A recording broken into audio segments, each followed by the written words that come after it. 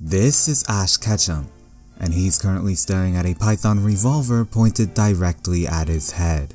It's being pointed by a man named Kaiser, and he is not impressed. He's not impressed because moments earlier, Kaiser was annoyed by the horrific singing abilities of a trio of young trainers, one of which included Ash.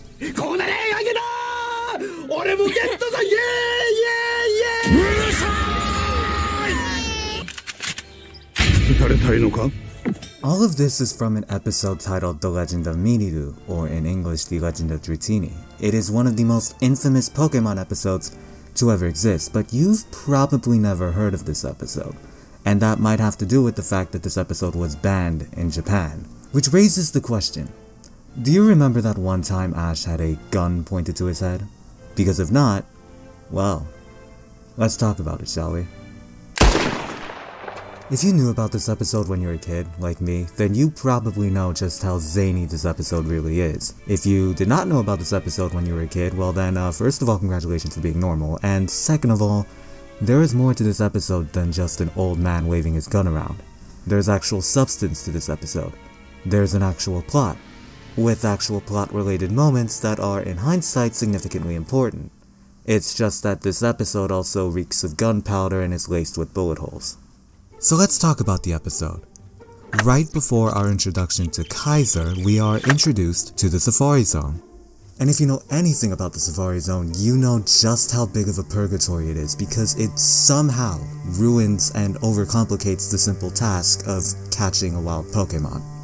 In any event, this miserable place doesn't seem to affect the moods of our trio of heroes. In fact, the Safari Zone is basically the catalyst for why they begin to sing quite badly, which of course leads to Kaiser, which leads to this, and this. I also just want to point out that Kaiser is the Safari Zone warden, which kind of explains why he has a gun. It kind of explains why he also uses this gun for intimidation purposes. Although, doing this to a 10-year-old is, well, you know. All of this, however, doesn't explain why he is so miserable. That is, until Misty answers that question herself when she notices a picture of a young Kaiser with a Dratini. It is here where Brock reveals that he's heard a rumor about the presence of Dratini in this very Safari Zone, and it is also revealed that the Dratini in that photo is very special to Kaiser. Or at least, we think it's special, because Kaiser immediately runs to grab the picture, before responding to Ash's vocal doubt by cocking his holstered revolver. Which means that yes, for the third time in this episode, Kaiser has utilized his revolver as a means for intimidation. And trust me, it will not be the last time he'll do this.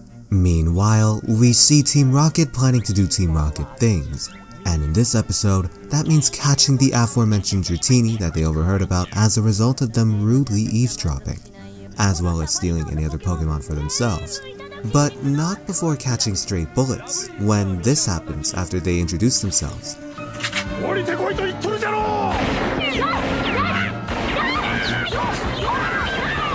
It is here where the groups challenge each other over who can catch the most Pokemon. Our three heroes embark on this challenge, and Ash for some reason is shown to have a fetish for catching Tauros. These things right here. That, or he just sucks at getting anything but Tauros. This minor tidbit, right here, is actually really important in hindsight. Because of the fact that this episode was banned outside of Japan, this part was also banned with it. As a result, this created a massive plot hole, leading to many English viewers questioning how on earth Ash suddenly obtained 30 Tauros. Then comes reason number 2 as to why this episode was banned. We transition to Jessie overwatching our heroes, but it is also revealed that they are in the Safari Zone office, and that they have captured Kaiser. Yes, that is James holding Kaiser hostage at gunpoint with his own revolver. Jessie then follows suit. Then a scuffle occurs, leading to Kaiser being held down by Team Rocket's Arbok. Jessie then offers herself to Kaiser, which leads to this weird sequence, and then the main event. Kaiser is seen in a typical interrogation room, being hounded by James, and Meowth, who is dressed up as, well, this is all very screwed up. Long story short, Jesse encounters a Dratini, but fails to obtain it after nearly drowning James and Meowth. Then the team just gives up and decides to use a bomb, which when exploded, electrocutes all of the Pokemon in its blast radius. Or something along those lines. It's pretty effective, as you can see. Ash and the gang, along with Kaiser, meet up with Team Rocket, learn about their dastardly plan before Ash and Kaiser try to get the explosive. Kaiser retreats, does his best Kratos impression, before we transition to Ash heroically collecting the bomb. And then drowning. Yeah, he kinda dies in this episode as well. That is, until a sudden storm emerges after some time, followed by a massive blue light that beams out of the water, and then Ash, suddenly appearing alive and revived as he is riding a Dragonair, the evolved form of Dratini. Then he throws the bomb at Team Rocket in a very timely manner because it's just about to explode. They blast off again, and it is here where it is revealed that this Dragonair is also the evolved form of the Dratini that Kaiser saw all those years ago. They shed tears as they reunite, Professor Oak gets trampled by 30 Tauros, and the episode ends with our heroes departing whilst the Dragonair and Dratini float in the sky. Finn. So as you can see, this episode is pretty insane. So insane in fact that I decided to actually showcase this episode to one of my friends who's actually been on the channel before, named Josh. Now about Josh, he is currently studying engineering. He said this about Goku. Doesn't Goku always go half naked? And he's played this Pokemon game. Evergreen, I think. Long story short, he knows his stuff, but he doesn't know this episode. So this was his reaction to said episode. What the? Wait a second, what's going on? A rather understandable reaction to something as profound as this.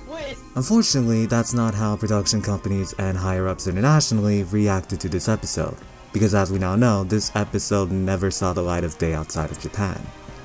In fact, according to Eric Stewart, who's the original voice actor for James, because 4Kids Entertainment didn't find this episode suitable for children, and thus sacked it, there was actually no attempt to dub the episode. Pokemon was network television. With network television, you are under the rules of the network. And every network has a division called BS&P, Broadcast Standards and Practices. So the way it works is this: every script, every episode, every character name, all of that stuff goes through the filter of the network. An episode where someone's pointing a gun at someone's head might work on a Japanese anime.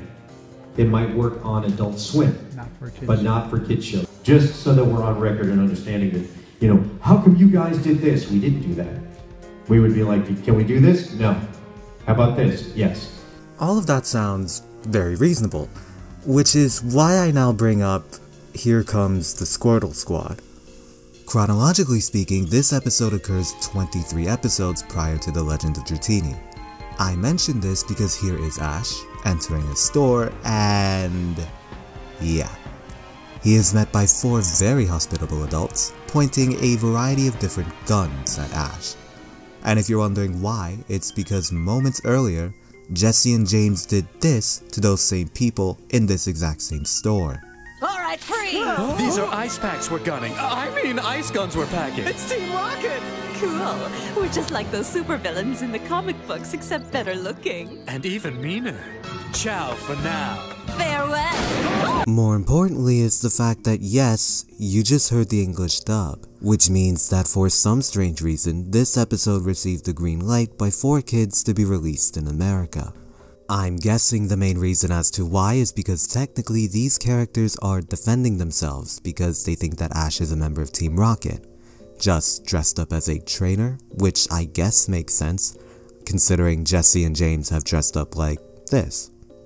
Anyways, another episode, the Kangaskhan Kid, which chronologically is the direct episode prior to The Legend of Dratini, features an Officer Jenny, or according to the Bulbapedia, a Safari Ranger Jenny, with an M1 carbine, as she points it directly at Ash and the gang. This was also allowed by 4Kids, and I'm assuming that this was fine because this is a uniformed officer raising her firearm in an attempt to stop a potential threat. Which, if that is indeed the case, that is one hell of a firearm. So yeah, guns and really weapons of all sorts exist in the Pokemon world, they just don't show up that often. In fact, over on Bulbapedia, there's an actual list of the various weapons that have been showcased either in the anime or in the movies. And from my count, there have been 67 instances of a weapon being used, or showcased, or demonstrated. Some look like this, and some look like this, and I also just want to point out that according to Bulbapedia, this is a P90. This is not a P90. In any event, I think we can come up with this. For a series that's mostly marketed towards kids, guns and Pokemon are a very weird combination. A combination that has also been displayed numerous times. However, it only takes one old man ticked off at the world and pissed off at annoying trainers to really demonstrate what happens when you ruin something precious. That and also making Meowth dress up as Hitler, that too can also ruin something precious. Just don't bother going to the Safari Zone. You're better off that way.